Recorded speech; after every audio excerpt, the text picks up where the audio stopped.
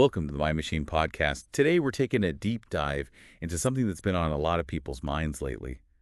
Artificial intelligence and its potential to completely change the economy. And yeah, it's a big one. I mean, we're not just talking about some minor tweaks here. Some of the sources we've been looking at are predicting massive shifts, maybe even total upheaval. Right, like we're talking about the possibility of AI causing mass unemployment, reshaping industries, maybe even leading to like a whole new economic system. And it's not just like futurists or tech enthusiasts making these claims either. We've got reports from economists, sociologists, even some pretty intense conspiracy theories out there. Okay, so let's unpack this a bit. I think a lot of people hear AI and the economy, and their first thought is, oh, great, robots are going to steal my job. Yeah, and it's not an entirely unfounded fear. I mean, we're already seeing examples of AI taking over tasks that used to be done by humans. Exactly. Like self-checkout kiosks are pretty much everywhere now. Customer service is increasingly being handled by chatbots. And don't even get me started on those self-driving trucks. And the thing is, the technology is only getting more sophisticated, more capable. What we're seeing now is really just the tip of the iceberg. So how is this different from previous technological revolutions? I mean, people have been worried about machines taking their jobs for centuries, right? Right, but this time feels different. The pace and scale of AI development is unlike anything we've ever seen before. And some experts argue that the kinds of jobs AI can do are also different this time around. We're not just talking about manual labor. AI is starting to encroach on white-collar jobs, too. Okay, so let's get specific. What are some of the jobs that are most at risk of being automated by AI? Well, based on our sources, anything that involves repetitive tasks, data analysis, or even certain types of creative work is potentially vulnerable. So like data entry clerks, truck drivers, factory workers, even journalists and lawyers. Exactly. And the scary part is that this is just the beginning. As AI gets smarter and more adaptable, it'll be able to take on even more complex tasks. Okay, so it's not looking good for the human workforce. But some would argue that new technologies create new jobs. Isn't that possible with AI?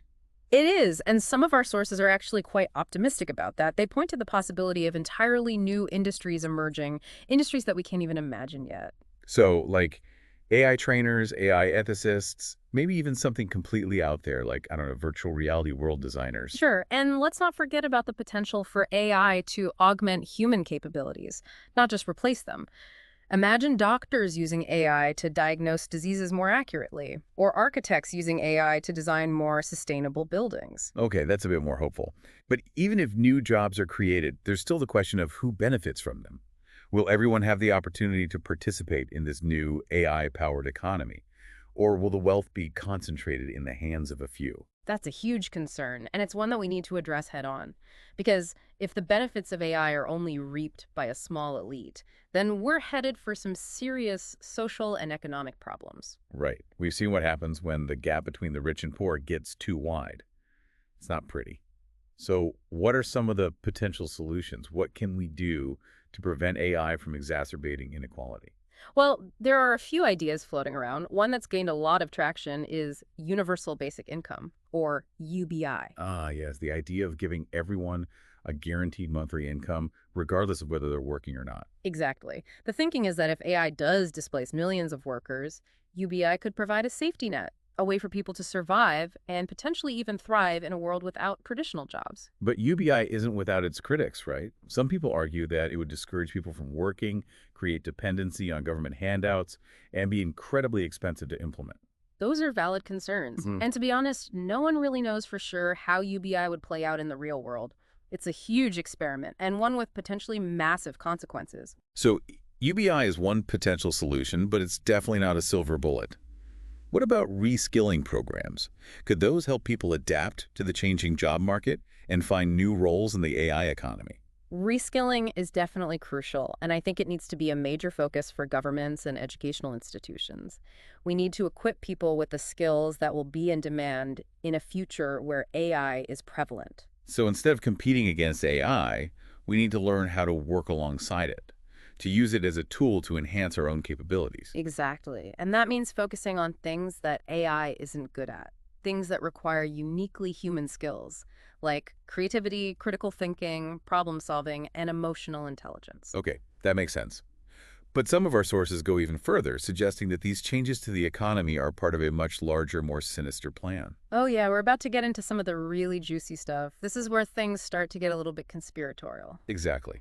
And I want to be clear that we're not endorsing any particular theory here. We're just trying to present a range of perspectives, even the ones that might seem a bit out there. Right. And it's important to approach these ideas with a critical eye, to weigh the evidence and draw your own conclusions. So, with that disclaimer out of the way, let's dive into the deep end of the pool, shall we? One of the theories that keeps topping up is this idea of a great reset. Yeah, the Great Reset. It's a really popular one, especially in certain online communities, and it's a pretty wild ride. So, for our listeners who aren't familiar with this theory, can you give us the rundown? Well, the basic idea is that a powerful group of elites, we're talking global organizations, wealthy individuals, maybe even secret societies, are intentionally using AI to engineer a collapse of the current economic system. Okay, and why would they want to do that? The theory goes that they want to create a new world order, one where they have even more power and control. And they see AI as a tool to achieve that. So, AI isn't just about automating jobs, it's about, like, fundamentally restructuring society. Exactly. And the Great Reset theory suggests that this restructuring will be done in a way that benefits the elites while everyone else is left scrambling for scraps. So, we're talking about a future where a small handful of people control the AI, the data, the resources, basically everything. And the rest of us are just, like, pawns in their game. That's the gist of it, yeah. And it's a pretty scary thought, especially if you start connecting the dots between things like mass unemployment, UBI, and the rise of surveillance technologies. Right. It all starts to feel a bit like, I don't know, a dystopian science fiction novel. But even if we set aside the more extreme conspiracy theories, there are still some very real concerns about how AI could be used to concentrate power and control in the hands of a few. Absolutely. And those are concerns that we need to be talking about, debating, and trying to address before it's too late. Okay, so we've covered a lot of ground here. We've talked about the potential for AI to both create and destroy jobs, to exacerbate inequality, and maybe even to be used as a tool for social control. It's a lot to digest. It is, and we're only just scratching the surface. There's so much more to explore, so many more angles to consider. Right. Well, I think we've laid a good foundation for our discussion. So when we come back, we're going to delve even deeper into the potential long-term impacts of AI on the economy and society. We'll be exploring some of the more speculative scenarios, the ones that might seem like science fiction but could actually become reality in the not-too-distant future. And we'll talk about what we can do to ensure that AI is used for good to create a future that benefits everyone, not just a select few. So buckle up, folks. Things are about to get really interesting. I can't wait. So before we went to, I guess not a break, since there aren't any breaks in a podcast, but before we moved on, I think it's important to kind of zoom out a bit and look at the bigger picture. Like what are the potential long-term impacts of all this on society as a whole? Yeah, I mean, we've been talking a lot about specific jobs and industries, Yeah. but what about the broader social and economic implications? Like, could AI actually lead to, like, a fundamental shift in how society is structured? That's a really interesting question, and honestly, it's one that keeps me up at night sometimes. I mean, think about it right now, the way our society is organized. It's all based around work. Like work is how we earn money, how we contribute to society, how we even define ourselves in many ways. Right, it's like work is at the very core of our identity as individuals and as a society. Exactly. And so if AI starts to automate more and more jobs, if it really does lead to mass unemployment, what happens to that core?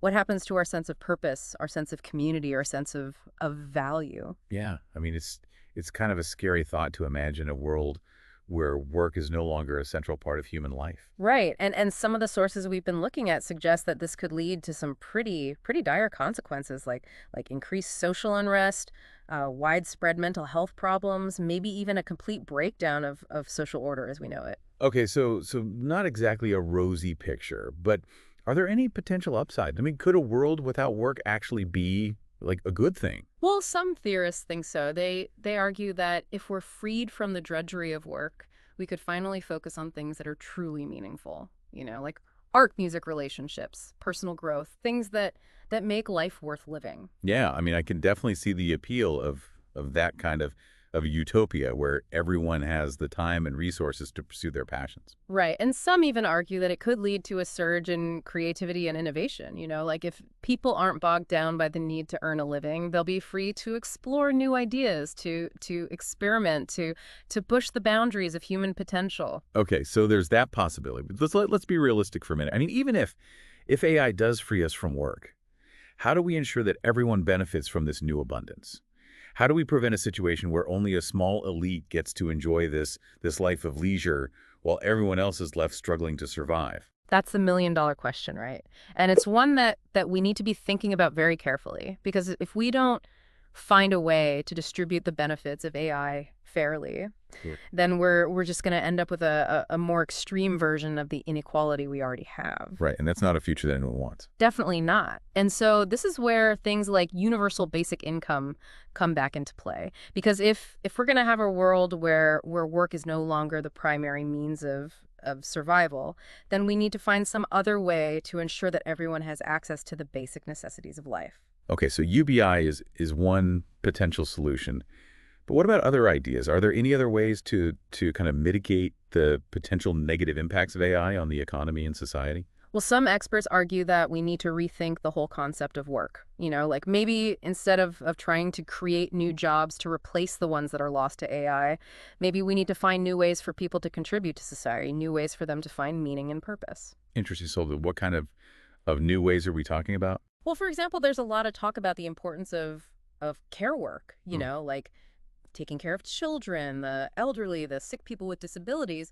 This is work that is often undervalued and underpaid, but it's absolutely essential to a functioning society. And it's something that AI is unlikely to be able to fully automate anytime soon. Yeah, that's a really good point. And there are other things too, right? Like art, music, community, organizing, activism. All of these things are valuable contributions to society, even if they don't traditionally fall into the category of work. Exactly. And so maybe the challenge isn't so much about finding new jobs, it's about finding new ways to value and reward those contributions. So basically, we need to reimagine what it means to be a productive member of society Yeah. in a world where AI is doing more and more of the traditional work. Right. And that's going to require a lot of creativity, a lot of open-mindedness and a willingness to let go of some of our old assumptions about work and value. Yeah, no small task. Yeah. But I think it's a challenge that we're up to if we can just manage to wrap our heads around it.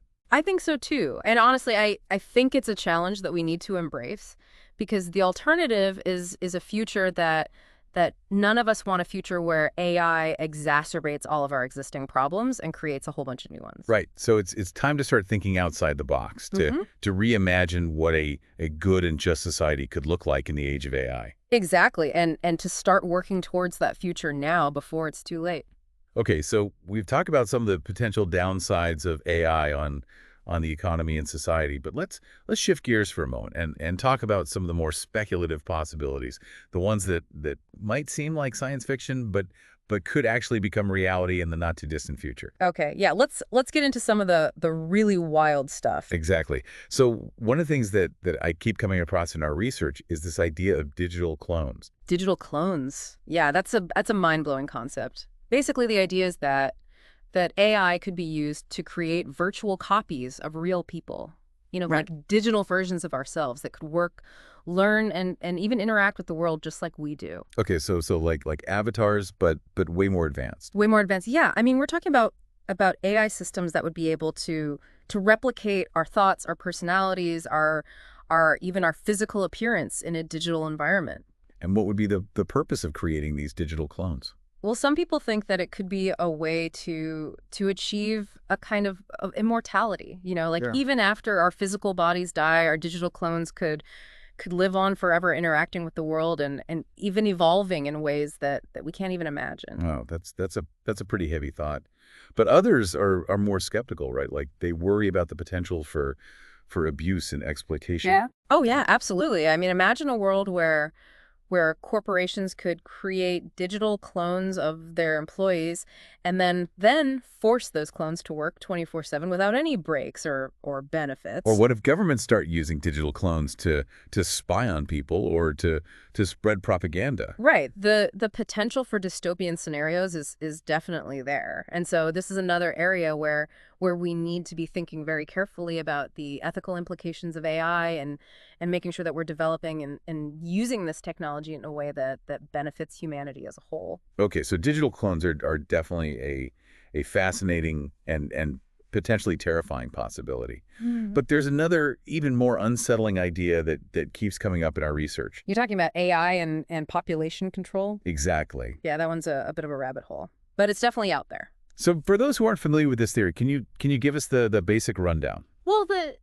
the basic idea is that AI could be used to limit population growth, either directly or indirectly. Like for example, some people worry that AI could be used to manipulate people's reproductive choices. Like through targeted advertising or even more insidious methods like subliminal messaging? Yeah, exactly. Or AI could be used to control access to resources like food, water, healthcare in a Yeah. way that effectively limits population growth. And then there's the even more extreme idea that AI could be used to actually eliminate people, like through some kind of automated system that targets individuals or even entire groups of people. Right. And while that might sound like pure science fiction, there are some who believe that it's a very real possibility, especially as AI gets more powerful and more autonomous. Okay, so this is all pretty dark stuff.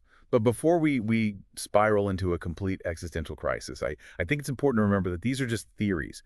We're not saying that any of this is definitely going to happen. Right. It's all speculative at this point. But I think it's important to at least consider these possibilities, to have these conversations and to start thinking about what we can do to prevent these dystopian scenarios from becoming reality. Okay, so let's talk about that. What can we do to ensure that AI is used for good to create a future that benefits everyone, not just a select few? So we were talking about some pretty heavy stuff, like using AI to control population and stuff. It's a little unnerving, to say the least. But even if we try to set aside the most like out there theories, there's still a lot to think about when it comes to AI and power. Yeah. Like who gets to decide how this technology is developed and used, who benefits from it, and who might be left behind or even like actively harmed by it. Exactly. I mean, we're already seeing concerns about AI bias, like algorithms that perpetuate existing inequalities, whether it's in hiring, lending, or even in the criminal justice system. Right. And some of our sources suggest that this could get a lot worse if we're not careful. Like they talk about the potential for AI to be used to create a kind of surveillance state where our every move is tracked and analyzed and our lives are essentially controlled by algorithms. Yeah, that's a pretty dystopian vision. And it's not entirely far-fetched given the advances in facial recognition, data mining, and predictive analytics. But it's not inevitable, right? Like, there are things we can do to push back against these trends to ensure that AI is used for good and not for control and oppression. Okay, so let's talk about solutions. What can we do as individuals and as a society to shape the future of AI in a positive way? Well, I think awareness is key. The more people understand about AI, its potential benefits, and its risks, the better equipped we'll be to demand ethical and responsible development and use. So like education is crucial. Absolutely. And not just for tech experts or policymakers, but for everyone. We all need to be having these conversations, thinking about the implications of AI and advocating for policies that align with our values. Right.